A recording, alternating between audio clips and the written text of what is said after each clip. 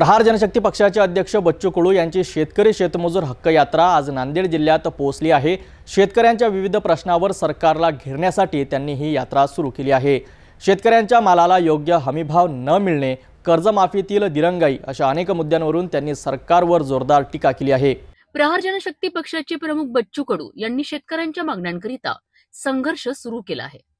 त्यांच्या शेतकरी शेतमजूर हक्क यात्रेचे नांदेड जिल्ह्यात जोरदार स्वागत झाले। हदगाव तालुक्यातील कामार येथे झालेल्या सभेत त्यांनी सरकारवर हल्लाबोल केलाय। कडू यांनी सांगितले की शेतकऱ्यांच्या शेतमालाला योग्य हमीभाव मिळत नाहीये आणि कर्जमाफीच्या बाबतीतही सरकार उदासीन आहे।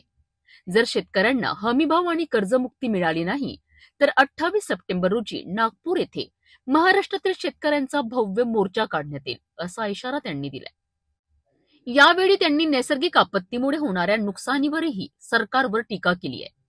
शेतकरी नैसर्गिक आपत्तीने मरत आहेत, परंतु सरकारची कुठलीही मदत त्यांच्यापर्यंत पोहोचली नाही। हे सरकार शेतकऱ्यांना मरण्याच्या दारावर सोडत आहेत असे कठोर शब्द वापरून त्यांनी आपला संताप व्यक्त केलाय। याशिवाय त्यांनी सहस्त्रकुंड जलविद्युत प्रकल्पाबाबतही आपली भूमिका स्पष्ट केली आहे। या प्रकल्पाकरिता इथल्या मातीचा एकही खड्डा आम्ही देणार नाही असे सांगून त्यांनी स्थानिकांच्या भावनांना पाठिंबा दिलाय। लोकांच्या लुटीचं तंत्र आम्ही लोकांना सांगतो, कसं लुटल्या जातो।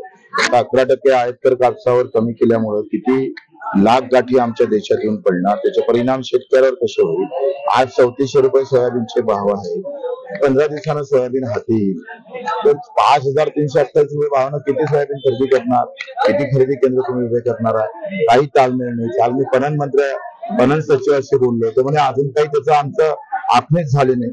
त्या माझ्या शेतकऱ्याला तुम्ही काय मराच्या दारावर सोडणार आहे? एका इकडे नैसर्गिक आपत्तीनं शेतकरी मरत आहे, चौफेर आम्ही पाहतोय कुठलेही पंचनामे नाही, काही नाही, कुठली मदत नाही, त्याबाबत कुठल्याही प्रकारचा शासन निर्णय अजूनपर्यंत काढलेला नाही। आणि मग असा वाऱ्यावर सोडून चालणार नाही। आम्ही सांगितलं का सोयाबीनचं खरेदी केंद्र, कारण आता पहिल्यांदा आमचं सोयाबीन हाती येतं, दिवाळीच्या आत ते हाती, दिवाळीच्या आत किती केंद्र सुरू करणार, प्रत्येक जिल्ह्यात किती सोयाबीन खरेदी करणार आहे त्याचं स्पष्टीकरण सरकारनं दिलं नाही तर प्रत्येक जिल्ह्यात पालकमंत्री आणि कलेक्टरच्या घरावर आम्ही सोयाबीनचं तुकार घेऊन जाऊ। आम्ही तो सगळा बंदोबस्त करू।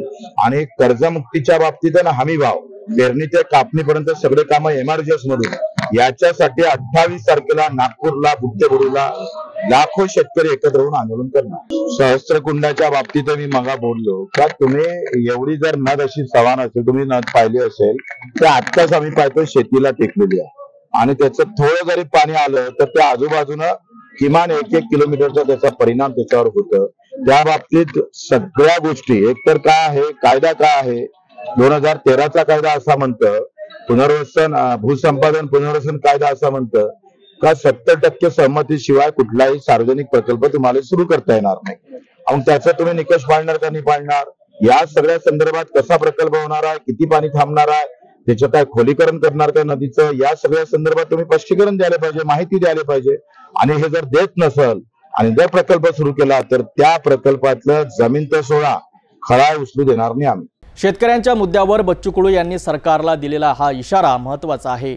28 सप्टेंबरला नागपूरमध्ये होणाऱ्या मोर्चातून सरकारला शेतकऱ्यांच्या प्रश्नावर ठोस पावले उचलावी लागतील अशी शक्यता आहे।